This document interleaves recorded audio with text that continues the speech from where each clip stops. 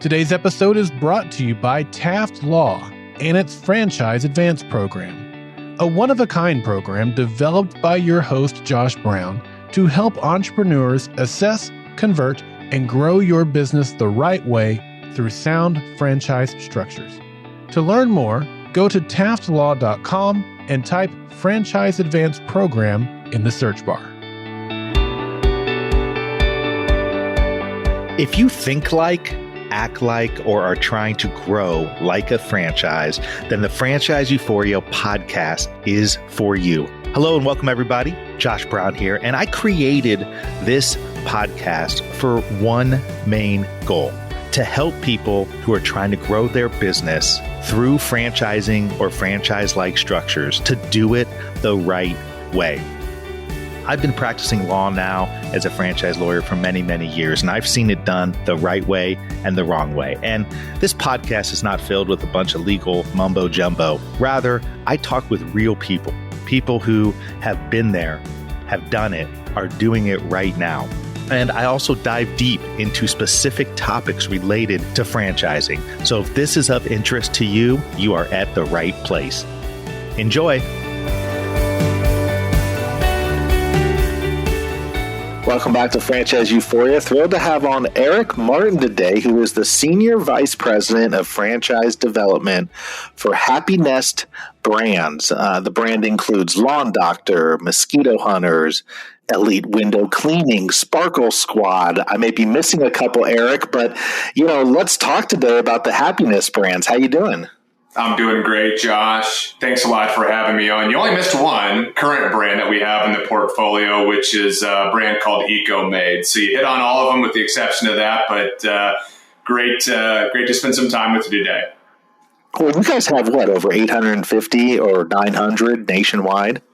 Yeah, started to push close to 1,000 actually, and it kind of all started with Lawn Doctor, which I'm sure you're aware of. It's a brand that's been franchising now for 55 years. Incredible. Started in the late 60s, and 2018, we collectively as a group decided to embark upon the Happinest Brands strategy, which we'll talk about how that all kind of came together here as we get a bit deeper, I'm sure.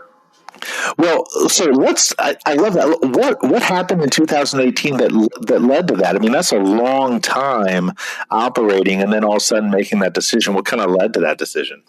Yeah, the conversation started several years prior to that. And I've been with the company now for nearly 7 years. So when I got on board and started meeting with our chairman and CEO, Scott Frith, who's overseen Lawn Doctor for quite a long time now, what we basically sat down and said is we have an opportunity here within the home services sector to leverage a lot of learnings and systems and infrastructure that we've built for Lawn Doctor to help emerging concepts in the home services space grow aggressively and responsibly.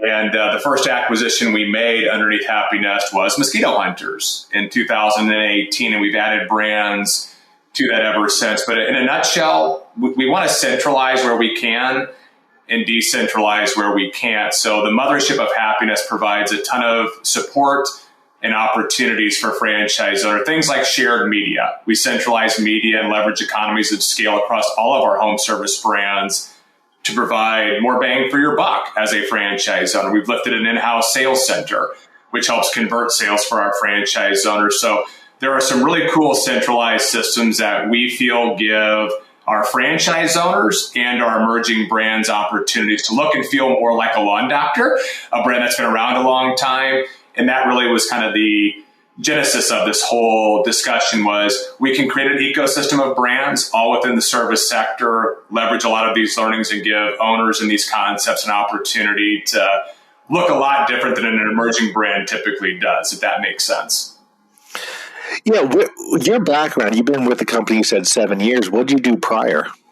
I've been in franchising for almost 14 years now, all said and done. And before I got into the world of franchising, I had been in sales and business development, different kind of fields, if you will. But franchising kind of pulled me in. I fell into it years ago, and I had spent a lot of years with a really solid senior home care concept and learned the ropes there. We launched a couple of other brands. And, after that experience had ended, I had engaged with Scott, and I had known him for years, and he brought me on to help him spearhead the Happinest Brands strategy. So a lot of years in franchising, a lot of years prior to that in sales, business development, consulting, and all of those experiences kind of have led me and helped me certainly in the world of franchising.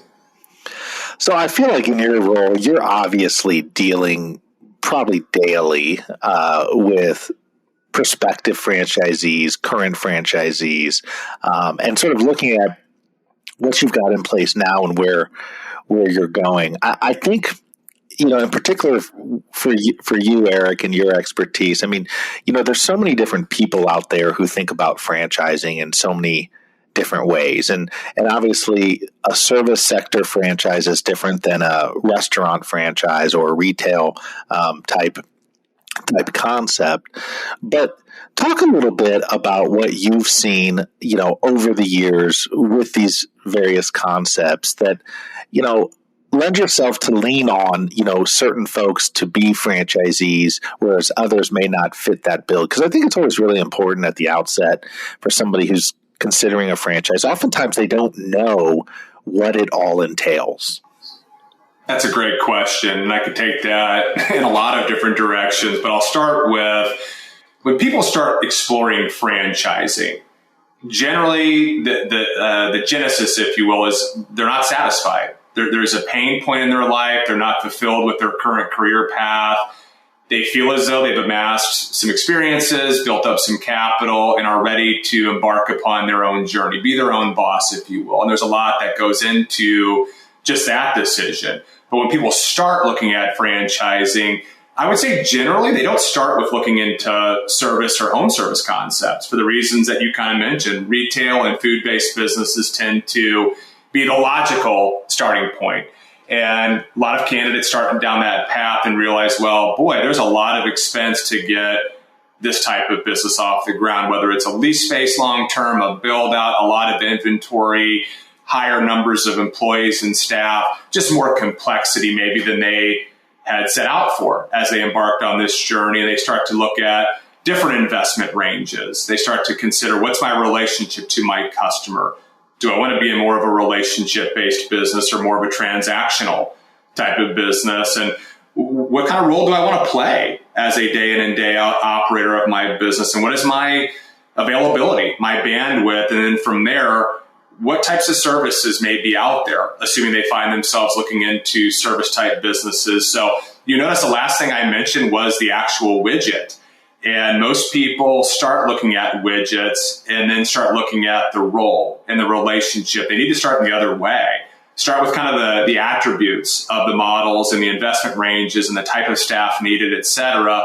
And then people start to find themselves looking into home services. And frankly, what they discover, Josh, is that it's a huge industry. It's valued at over $600 billion, and it's wildly fragmented. There's moms and pops. There's not a ton of sophistication within the home services space. We're seeing more of that now through platforms like Happinest Brands and others that have consolidated, leveraged economies of scale infrastructure to really provide an incoming franchise owner the opportunity to shine, run a service business that's traditionally very blue collar. At least that's what people perceive it to be. We want to bring in white glove, white collar franchise partners that want to deliver a wow moment to customers, build empires, create an experience in the community, build a team that can deliver the services for them and create wealth, create value in a business, but do it at a lower investment point and have an opportunity, in our case, to do it without bricks and mortar because it's not really necessary. So I start with that just so a candidate maybe listening to this can say, well, that's kind of me.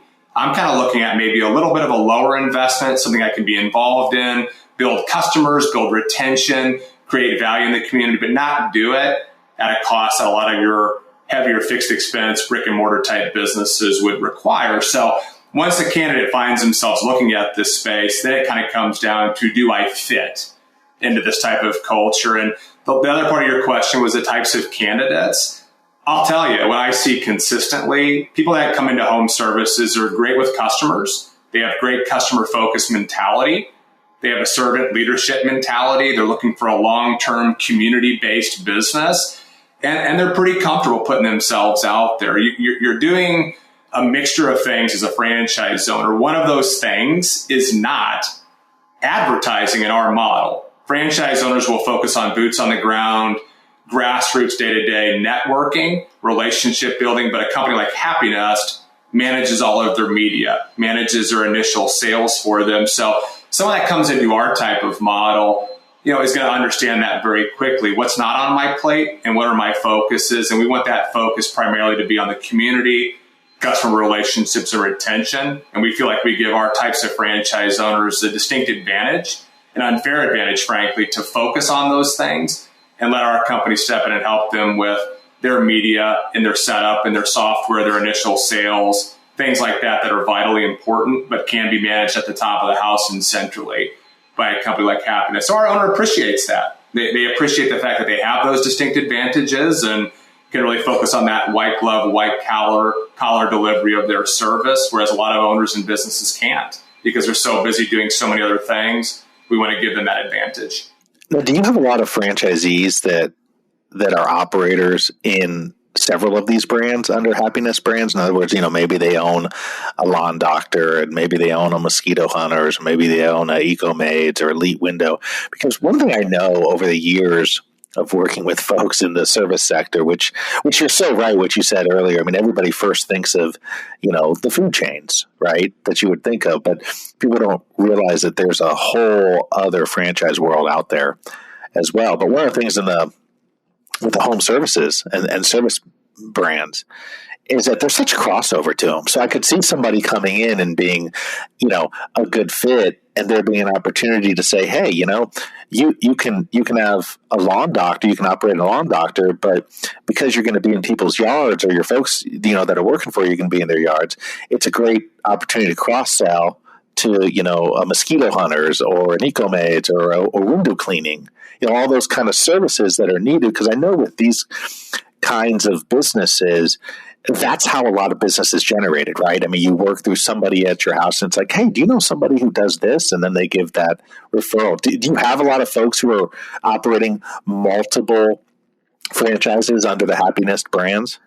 Not yet, and that is intentional. This is still relatively early in our development process. We're talking about it with our franchise owners, even in the development process, very early, with the ability long-term to grow vertically within the Happinest company versus horizontally. And it sounds like you're pretty well in tune with home services. It's a crazy space. There's so much opportunity to grow and take market share within it. But we want to be very careful. We're very thoughtful in our strategy. We start owners off with 1 to 2 territories. That's our comfort zone. We want an owner to go deep in their new franchise territory before they get too wide. And we do allow for horizontal expansion, adding territories over time, but we're seeing more and more of our owners with interest in stacking another brand on their primary brand for the reasons you just mentioned, leveraging the relationships, the same system, the same platform.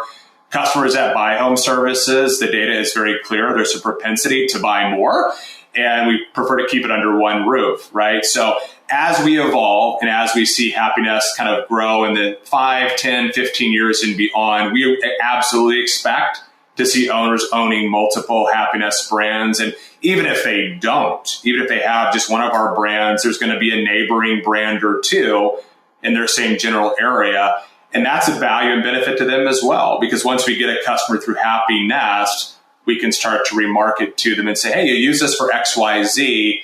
We'd like you to look at this at a discount as well. We have a neighboring franchisee who can perform this service for you, and that drives down the acquisition cost. So that's really the long-term vision of our platform, is to drive that acquisition cost down for an owner, leverage our relationships in the community, whether that's one owner with 2 or 3 brands or 2 or 3 owners with 2 or 3 brands. It provides value to our franchise owner. But I'll just say this in kind of closing of this statement: getting too wide in home services, being inefficient in a route can be detrimental. And that's the reason why we have this responsible growth plan for franchise owners, so they don't outstrip their ability to deliver those wow moments and that great service by getting too wide, too quickly. 3, 4, 5 years in, absolutely. That's the time to expand and grow once you've gotten the model down and feel comfortable and have created some density and have gotten good profitability.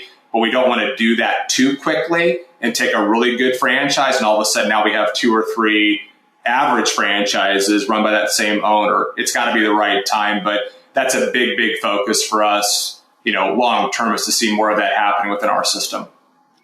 Well, it seems like it would make perfect sense. I mean, given that it sounds like the focal point for Happinest Brands is to, take a bunch of different systems and coalesce them, to help all these brands equally. And it really it leads me to my next question, which is, so often in franchising, and I'm sure you've seen this, I know I've seen this, and I talk to folks about it, and that is, there's always, at the outset of a relationship in franchising, there's always the value proposition is clear at the outset, right? Somebody's going to come into a system that they don't know, and as the franchisor is going to teach them and show them and have some economies of scale and, a POS system and some technology. And so the value is always there at the outset. But I always tell people the real key beyond that is, what's the value proposition 2 years down the road, 3 years down the road? Because what I find is that franchisees usually are going to say, okay, that's great. You got me started. You showed me the ropes. You showed me how to do all that. Now I know how to run the business.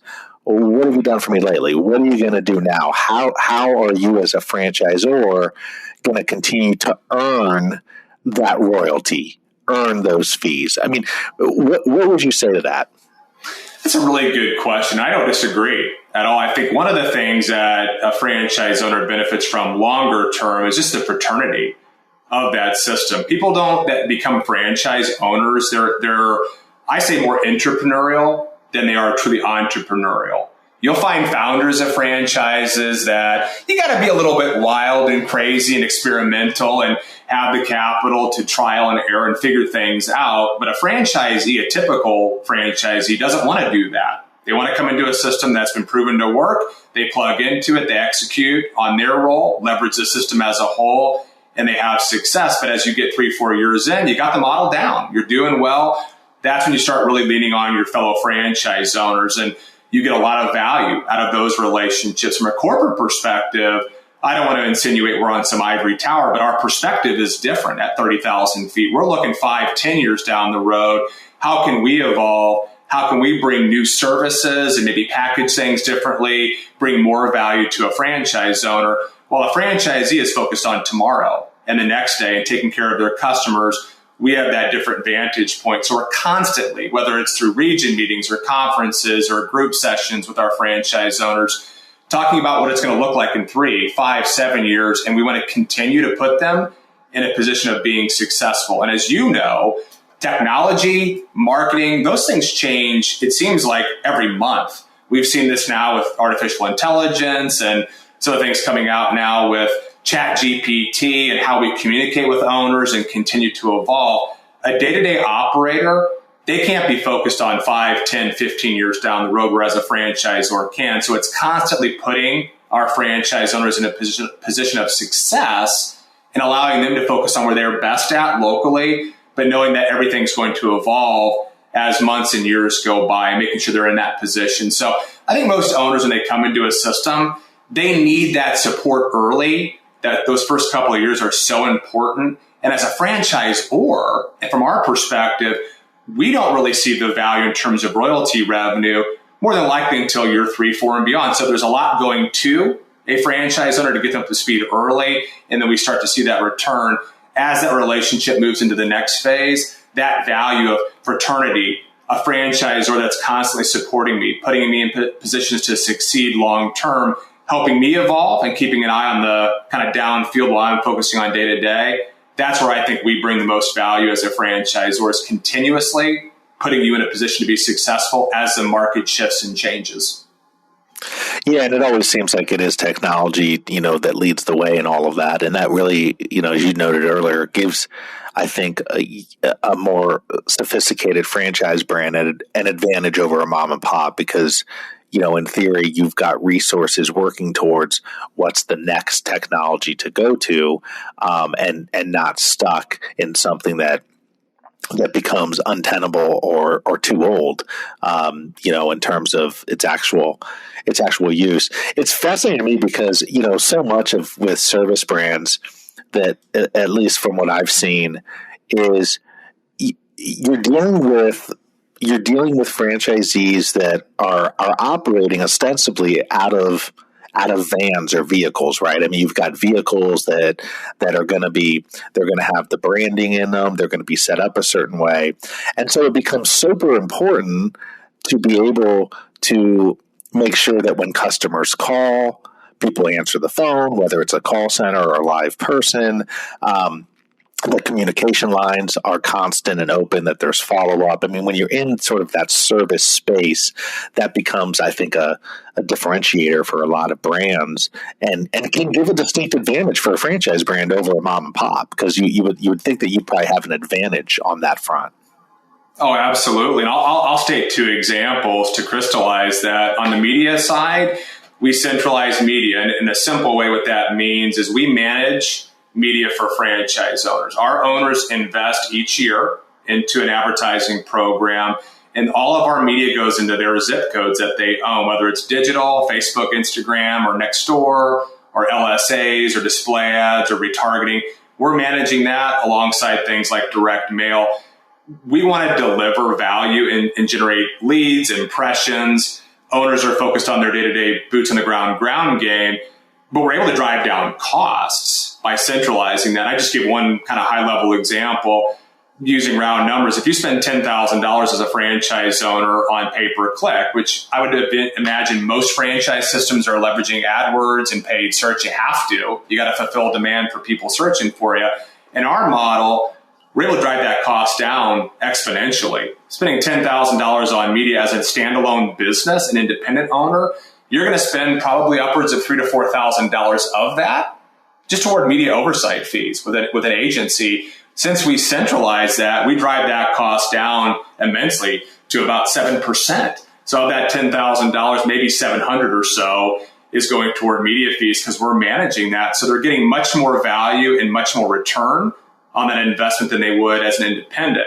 Secondly, when you think about a sales center, we've lifted one at Happinest that answers calls and form fills coming in for our franchise owners. It's all about speed to lead in home service, right? It's kind of the Amazon Uber effect, as I call it. People have been conditioned, you, me, anyone listening to this, to have immediacy. If I call or I submit something, I expect an answer pretty quickly, and I expect someone to be there. And that's not the world we're in, unfortunately, with a lot of the independence and the fragmentation in home services. It might be a day or two at best, and that just doesn't cut it in the world that we're in. So we want to be better than the competition, better than folks that don't have these resources, and give our owners a chance to really separate themselves in their marketplace. And that's what we've been able to do with the system that we've created here at Happinest. With the market the way it is now, rising interest rates and so forth, are you guys seeing an influx of people because of the reduced requirement for capital, for your type of brands? I wouldn't say a reduced amount. Our investments, and we won't go too deeply into that, are relatively light by and large as compared to a lot of other spaces. You don't have to have a place of business, if you will. You start small. You start off with maybe one vehicle, in some cases, maybe a couple of them in the earlier stages, and a couple of employees, but it's not a capital intense play.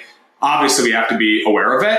Certainly it's changed the landscape a bit, expanded the process a little bit, made it a bit more challenging, but it hasn't impacted our brands as much, just surely based on the kind of the lower investment levels to get into it. Generally, people use a lot of, I will tell you, Josh, most of our owners are going to leverage maybe a mixture of some SBA, but a ROBS program, a rollover for business startup, maybe a little additional cash as well, but our investments don't typically require major investments, so most of our candidates have the resources at their disposal with a little bit of work to be able to invest properly.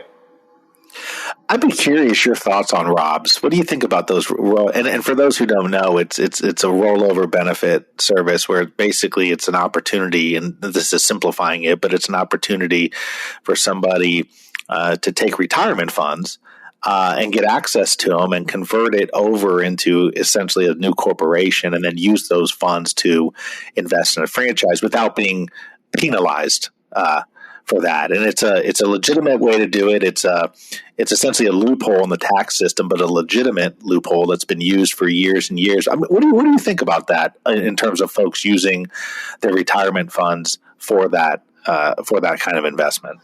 Well, you, me, and everybody, we've all been conditioned to work hard, save your money, pad your retirement, and don't touch that, and the world that we're in today with this loophole, as you refer to it, I think the Robs is an incredible way to start a business. You're essentially moving money that you have no idea where it's being invested into. Most of us don't anyway, through a retirement account, and you're able to make that money work for yourself by moving it into your corporation. You have to form a C corporation and basically start your business that way. And you're moving shares from unknown into you're putting your money where your mouth is and making it work for you. So it's a great way to do it. Frankly, you can't use an active 401k. It's got to be one that's no longer in use. So if you had maybe a previous job or two where you had saved up, you can tap into that and through a C corp, utilize that to invest in your startup. But I would say, boy, looking at it historically, the last 10 years, I would say it's probably close to 60%, if not a shade more, of our franchisees leverage the Robs program